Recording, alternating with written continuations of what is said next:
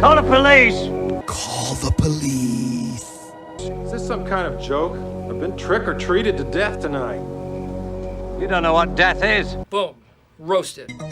Halloween 2. By now Halloween had spawned a million imitators, but had not yet itself cashed in on the craze it started. This sequel came out 3 years later, but takes place immediately following the events of the first movie. It does a Rocky-style recap of showing the ending to the prior movie. I think this was more common before renting movies at home was a thing. You ain't never getting rid of me. Loomis arrives and shoots him 7 times. As mentioned in my review for the first Halloween, Loomis doesn't know that Michael Myers has killed anyone at this point in the movie. He hasn't discovered the bodies yet, so he just opens fire 7 times on a guy that's only crime might be escaping a mental hospital. Again, yes, he is wearing a creepy mask strangling a girl, but it just shows how unhinged Loomis is.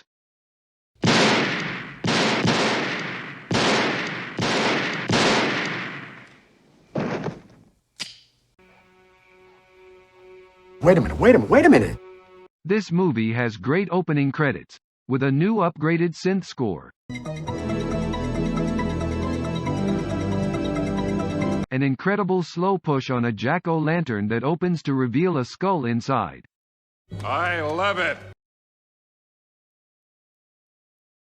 Absolute maniac Dr. Loomis repeats, "I shot him 6 times, even though it's actually 7. I shot him 6 times. 7. What? I shot him 6 times. 7. I shot him in the heart. I shot him 6 times. 7. This guy, this man he's not human. Since the shape ran away into the night, Loomis and the One-Time go out searching for him. Another minor nitpick, but that is the world's first quiet screen door. Michael has the taste for blood, and maybe ham, and grabs the Elrod's ham knife. I don't believe it's large in Haddonfield. This is Rob.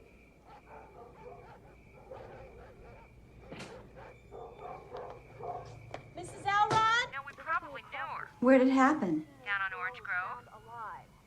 That's right down the street. I know. The mechanic in the first movie, and the Elrod's neighbor have to be the most overlooked kills in these movies. This has a weird part about a kid eating a razor blade that was placed in Halloween candy, a common urban legend at the time, and one I remember fondly from childhood. Put it up there real gently. You okay? Let's go. Just walk real slow. Come on. Laurie Strode is taken to the hospital, and the on-call doctor is drunk. He's been at the country club. I think he's drunk. Janet, get me some more coffee. You drunk fuck. He was at the same party as Laurie's parents. Since this was the 70s, no one can get a hold of them. I have a strong suspicion it was a key party. Look it up, kids. Give me a hell yeah. If Laurie was such a nerd, how come everyone immediately recognizes her? Laurie Strode. Laurie Strode. Oh, Laurie. Unless she volunteers there, there's no reason this Poindexter is the most famous person in town. This movie starts out with a stronger pace than the original. The beginning focuses on the chaos surrounding the events of the night. I love drunk-ass Ben Tramer walking into traffic and Loomis pulling a gun on him, confirming the fact he is a lunatic. Stop! Stop! Stop! Or my mom will shoot!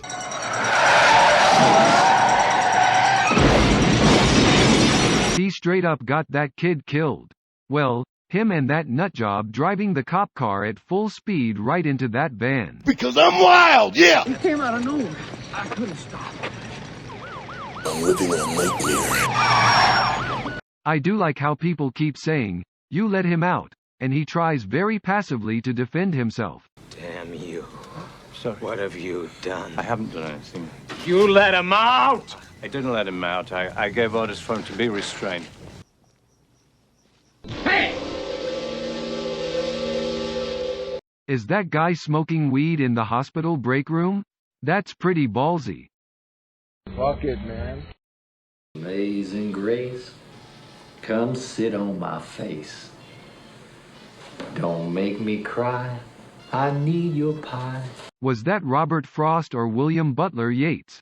I'm not sure why Michael goes from inside the hospital to breaking into storeroom, which is outside. Was he looking at those files? He already knows Laurie as his sister. Which by the way is revealed in this movie. Like John Carpenter, who wrote that little twist after drinking more than Dr. Mixter at the key party. Get me some more coffee. You drunk fuck. I hate this reveal.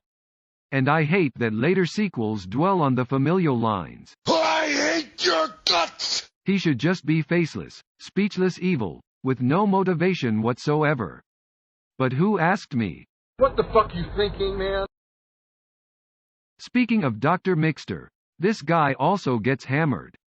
Nice. There are some interesting facets here, like the chaos that ensues after Michael's killing spree leading to confusing other people for Michael Myers. Listen to me, we've got to assume that Michael Myers is still alive. And the townsfolk forming a mob. These were touched on in later sequels like Halloween 4. I seen his face.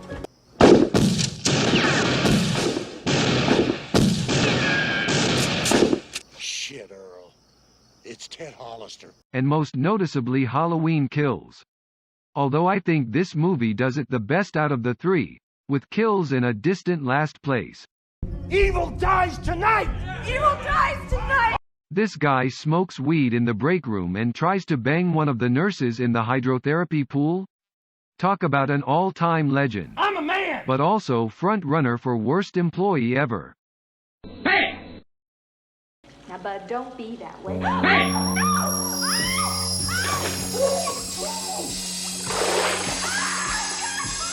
You'd think Michael's hand would get scalded too.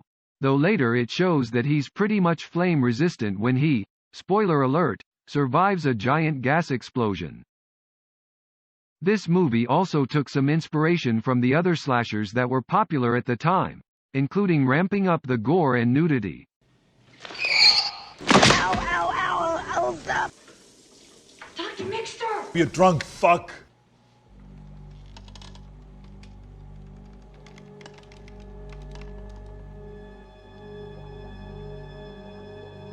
They repeat the incredible shot from the first movie, where the light slowly reveals the shape standing behind his unsuspecting victim.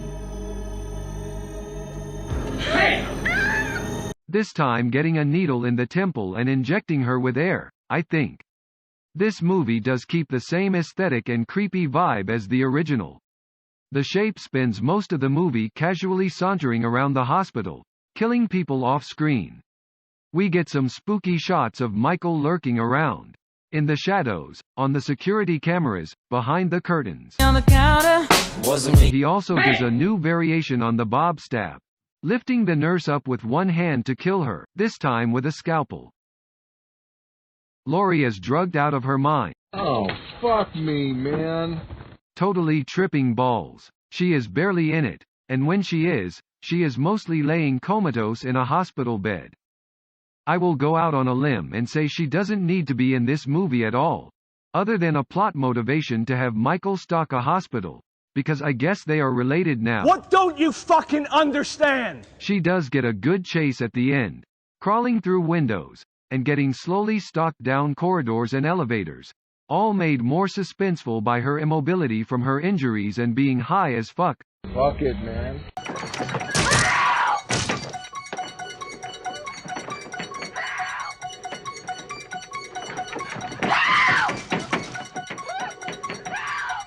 Mikey is a little too robot-y in this one. He doesn't even use his hands to open doors.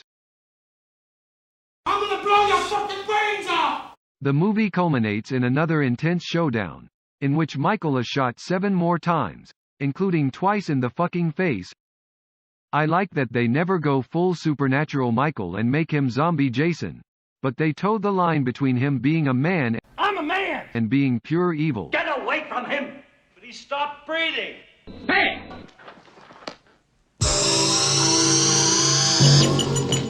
Loomis was packing 2 guns the entire time like he was in a John Woo movie, and gives one to Laurie, who uses it to shoot him in the eyes. I have to do something to his eyes.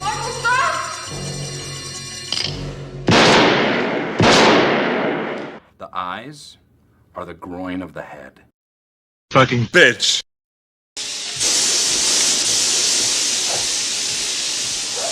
I'm in the dark! Get out now! It's time, Michael.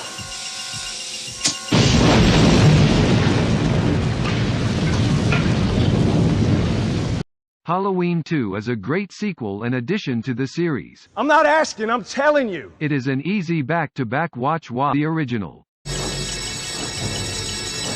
Game over. Come sit on my face. Janet, get me some more coffee. You drunk fuck. I'm gonna blow your